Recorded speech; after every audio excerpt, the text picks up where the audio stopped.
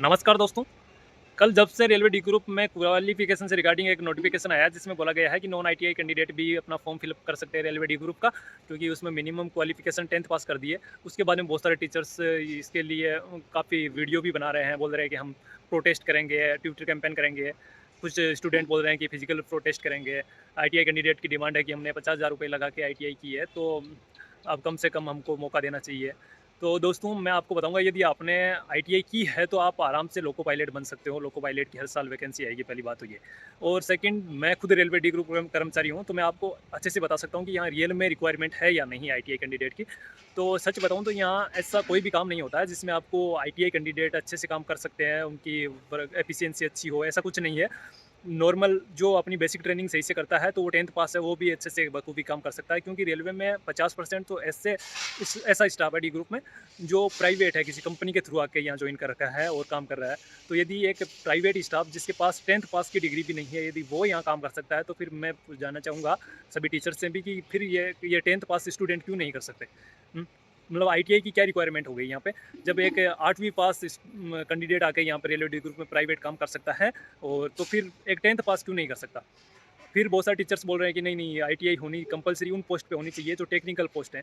तो भैया मैं आपको पहले यही पूछूंगा कि पहले आपको एक ऐसा प्रोटेस्ट करना चाहिए जिसमें कि जो भी टेक्निकल पोस्टें हैं उन पे जो प्राइवेट स्टाफ काम कर रहा है उनको हटाइए और उसकी जगह आप वैकेंसी करवाइए, तो ऑटोमेटिक पोस्टें भी इंक्रीज हो जाएगी और सभी को मौका भी मिल जाएगा।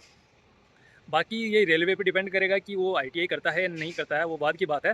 बट मेरे अकॉर्डिंग तो यहाँ ऐसा कोई काम नहीं है जिसमें कि एक आईटीआई कैंडिडेट अच्छे से काम कर पाएगा और नॉन आईटीआई कैंडिडेट उतना अच्छे से काम नहीं कर पाएगा, ऐसा कुछ नहीं है।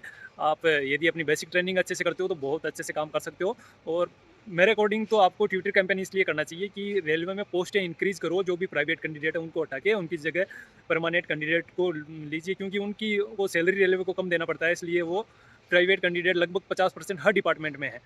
चाहे वो कोई सा भी डिपार्टमेंट हो, चाहे वो ऑपरेटिंग में को छोड़ के हर डिपार्टमेंट में, वर्कशॉप हुआ, चाहे सीएनडब्ल्यू हुआ, चाहे इंजीनियरिंग हुआ, हर डिपार्टमेंट में लगभग 50% ऐसा स्टाफ है जो कि प्राइवेट है, किसी कंपनी के थ्रू आ रखा है। तो प्लीज़ उसके लिए आप प्रोटेस्ट करो, इसके लिए नहीं कि हाँ आईटीआई हो, नॉन आईटीआई हो। क्योंकि आप आईटीआई कैंडिडेट भी तो 10th पास हो, आप भी आराम से पेपर पास कर सकते हो। और यदि फिर यहाँ भी आईटीआई कर दिया तो फिर 10th पास कहाँ जाएगा? जिसके पास 50,000 रुपये नहीं है आईटीआई करने के लिए, वो स्टूडेंट क्या करेगा फिर? कौन सी पोस्ट के लिए अप्लाई करेगा? बहुत सारे ऐसे स्टूडेंट हैं, कुछ बोल रहे हैं कि भैया जिनके पास आईटीआई नहीं है वो एसएससी जीडी में लगो, तो ज़रूरी है क्या सबका मेडिकल अच्छा हो? ऐसे तो मैं हम भी बोल सकते हैं कि आप लोको पायलट बनो। अब बहुत सारे को लोको पायलट का मेडिकल नहीं है। कुछ भाई बोल रहे हैं कि हमारा मेडिकल नहीं है, हमने आईटीआई कर रखी है और लोको पायलट का मेडिकल नहीं है, अब हम क्या करें? तो भैया आप रेलवे डी ग्रुप की तैयारी कर लो यार, ये थोड़ी है, हाँ, थोड़ी तैयारी करोगे तो सिलेक्शन तो हो ही जाएगा ना। आप कम से कम उन बच्चों से तो टैलेंटेड हो, तो 10th पास है, उससे ज़्यादा टैलेंटेड हो, क्योंकि आपने तो आईटीआई भी कर रखी है। आपके पास तो एक एक्स्ट्रा क्वालिफिकेशन भी है। तो जो भी टीचर्स हैं इसके लिए प्रोटेस्ट कर रहे हैं, उनसे भी मैं यही बोलूँगा कि आप पहले ये प्रोटेस्ट कीजिए कि जो भी प्राइवेट कैंडिडेट है उनको हटाइए रेलवे डी ग्रुप में, और उसकी जगह एक परमानेंट स्टाफ को लीजिए। फिर चाहे वो टेक्निकल हो या नॉन टेक्निकल हो, वो बाद की डिसाइड करेगी रेलवे कि हाँ क्या करना है नहीं करना है, कौन सी पोस्ट पे हमको आईटीआई वालों को लेना है नहीं लेना है। और हालांकि रियल में यहाँ कोई ऐसा काम नहीं है जिसमें आईटीआई वाले अच्छे से काम कर पाए और नॉन आईटीआई वाले। फिर भी बहुत सारे एक्सीडेंट बढ़ रहे हैं, उनको देख के बहुत सारे टीचर्स बोल रहे हैं कि एक्सीडेंट स्टाफ की वजह से इसलिए हो रहा है क्योंकि वो नॉन टेक्निकल डिग्री वाले भी यहाँ पे काम कर रहे हैं। तो रियल में तो ऐसा नहीं है, क्योंकि ज़्यादातर एक्सीडेंट लोको पायलट उनकी वजह से होता है, क्योंकि उनकी ड्यूटी टाइम बहुत ज़्यादा हो जाता है, इसकी वजह से स्ट्रेस की वजह से वो सही से ड्यूटी नहीं कर पाते हैं।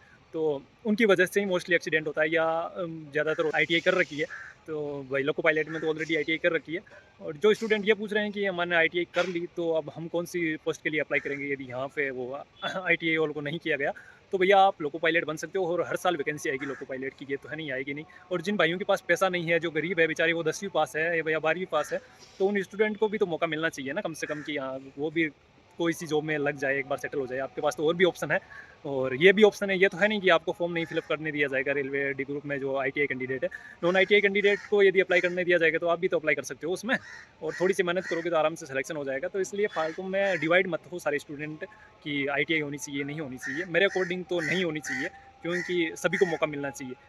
नहीं तो फिर बाकी जिनके पास बेचारों के पास पैसा नहीं है, डिग्री नहीं कर रखी है, आईटीआई नहीं कर रखी है, तो उनका क्या होगा। धन्यवाद। बाकी आपको जो भी सजेशन है आप अपना कमेंट में दे सकते हो, और यदि वीडियो अच्छा लगे तो प्लीज़ लाइक करें और शेयर भी करें।